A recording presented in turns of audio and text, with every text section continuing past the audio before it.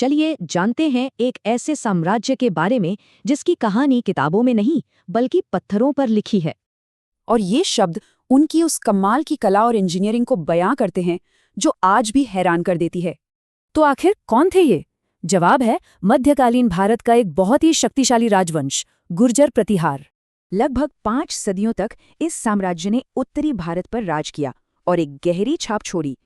अब इनके नाम का जो गुर्जर हिस्सा है वो एक पहेली है। क्या ये किसी जगह का नाम था या उनके कबीले का? इन शासकों ने खुद को प्रतिहार कहा, जिसका मतलब था रक्षक, एक तरह से अपनी भूमिका का ऐलान।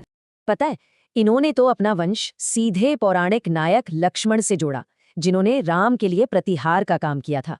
इस साम्राज्य को एक के बाद एक कई महान शासकों ने बनाया और इसकी सीमाओं को दूर दूर तक फैलाया।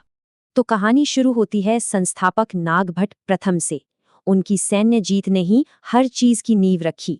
उनकी सबसे बड़ी जीत थी राजस्थान की लड़ाई, जिसने सदियों के लिए पश्चिमी सीमाओं को सुरक्षित कर दिया। और इसी शांति और स्थिरता की वजह से कला और संस्कृति को फलने फूलने का मौका मिला। अच्छा, राजा मिहिर भोज के दौर में तो ये साम्राज्य अपनी शिखर पर था, कला, साहित्य और मंदिर निर्माण का केंद्र। अब बात करते हैं इनकी वास्तुकला की। सोमनाथ का पुनर्निर्माण हो या ग्वालियर और ओसिया में नए मंदिर बनाना, नागभट्ट द्वितीय ने सोमनाथ मंदिर का पुनर्निर्माण करवाया, जो सिर्फ एक इमारत नहीं बल्कि संस्कृति की रक्षा का प्रतीक था। और ग्वालियर किले का तेली मंदिर, ये मिहिर भोज के समय की वास्तुकला का एक शानदार नमूना है।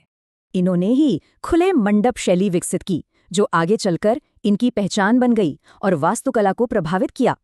लेकिन 11वीं सदी आते आते अंदरूनी झगड़ों और बाहरी हमलों के कारण साम्राज्य का पतन शुरू हो गया। पर उनकी राजनीतिक सत्ता खत्म हो गई, उनकी असली विरासत नहीं। उनकी कला और वास्तुकला आज भी जिंदा है। तो कितने साम्राज्य अपनी कहानी पत्थरों में लिख पाते हैं?